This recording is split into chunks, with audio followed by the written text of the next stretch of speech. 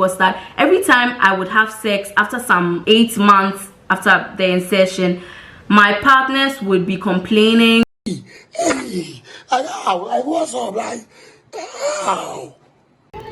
Hello guys, and welcome back to the channel. My name still remains Alexander Nyako. Please, if you are new here, kindly hit the subscription button for me. Today we are going to talk about Ama Governor. Yes, Ama Governor is basically a Ghanaian YouTuber, and she's also a law graduate. Now, of course, since last year, due to her stance, she's a strong advocate for LGBTQ+. Now, due to her stance, many Ghanaians actually came after her, and in fact, she was actually reported, of which she was denied. She was denied being, a friend said denied. She was denied being calling. But when I think she was denied being called to the bar. Right now, she actually contested whatever claims that people use that to file against her, and yes, this year she actually won the case. So hopefully next month she'll be called to the bar. So yes, due to Ama Governor's strong stance for the human rights, most especially LGBTQ+. In fact, when the uproar for some of the things she spoke about became a concern to the Ghanaian citizen, of course there was a video that was making the waves. It went viral. Now let's watch this video. Was that every time I would have sex after some 8 months after the insertion, my partners would be complaining that they can feel the IUD, or not complaining necessarily, but they would give me feedback that they can feel the IUD, and at certain points I actually started feeling the IUD myself through their penises. So I'm specifically talking about when I would have sex with men. When I would have sex with women, I have still never experienced a strap being used on me. So I never experienced a woman using a strap fucking me, complaining about the IUD. So I'm talking about when I would fuck men. Okay, so then I just went to the hospital, and then they told me that the IUD had been dislodged.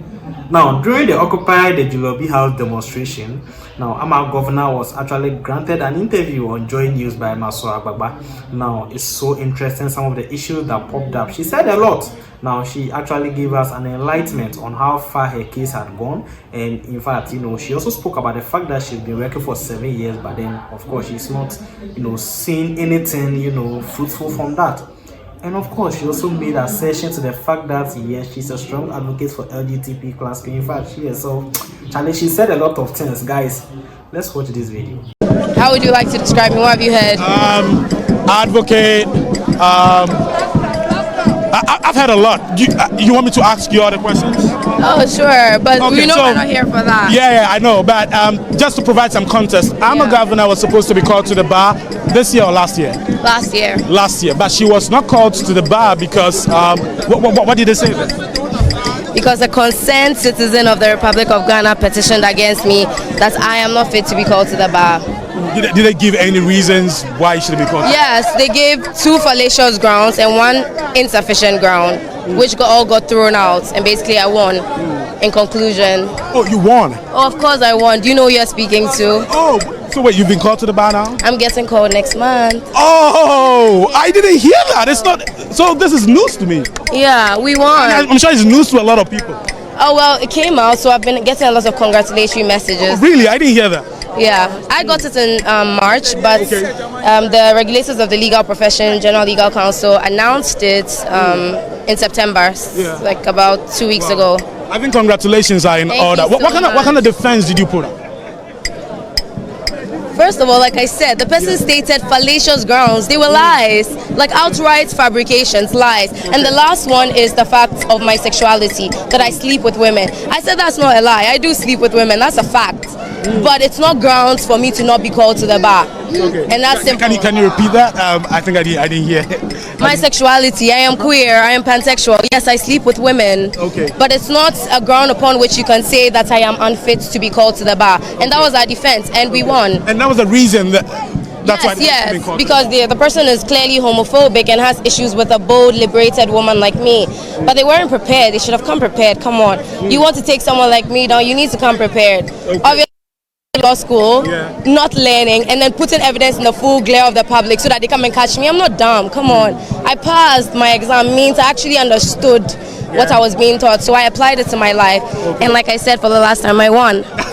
Congratulations once again to the freshest lawyer. Next month we're going to see. But let's come to the purpose for which you are here. Right. The purpose for which you've joined this protest. Why did you decide to join? So let me just give my personal stance, because that's something that we're doing. Okay. Let me tell you, since I was 18 years old, I have had 3 careers, right? I have had a swimming school. I've been teaching as a swimming instructor for 7 years, okay? And then I've been working as a social media influencer on TikTok, Instagram, Twitter, Snapchat, you name it. And in addition to that, I've been practicing for law. I've been studying for the law to eventually make money in that area. And finally, I've been basically working on my YouTube career as well. How many sources of income did I mention? 4. And I take the trotro every day because I can't afford anything. Are you saying Uber, please? Let's be serious. I saw a tweet that says the politicians probably like their belly full. I do 010 or 001. Do you know what that means? No eating breakfast, no eating lunch. You just eat supper. I'm not even hands to my chest. I say this on my YouTube. I'm very honest. I don't lie. I struggle to even take the trotro sometimes. I'm telling you facts that happen to me. Someone who has 3 sources, 4 sources of income. How? Unless the government is not working. I used to have a car. I used to drive. My brothers and sisters, I used to drive. Right now, for me to be able to afford that car, I just parked there. My dad sold it off. I can't afford this lifestyle. And I'm talking about taking trotro. I'm not talking about Ubering or driving. I'm talking about taking the trotro. At times, I have to make sure that the money I'm holding is enough so I don't get embarrassed. What is it? No, because it's different if you say like, oh, I just have 1 source of income, or maybe I'm not even working. I've been working for 7 years. Give me a break. I should have something to my name that shows that yes, I've been working in this country. And yes, instead what happens? The one that I've worked the hardest for, my law career, gets blocked by an anonymous petition.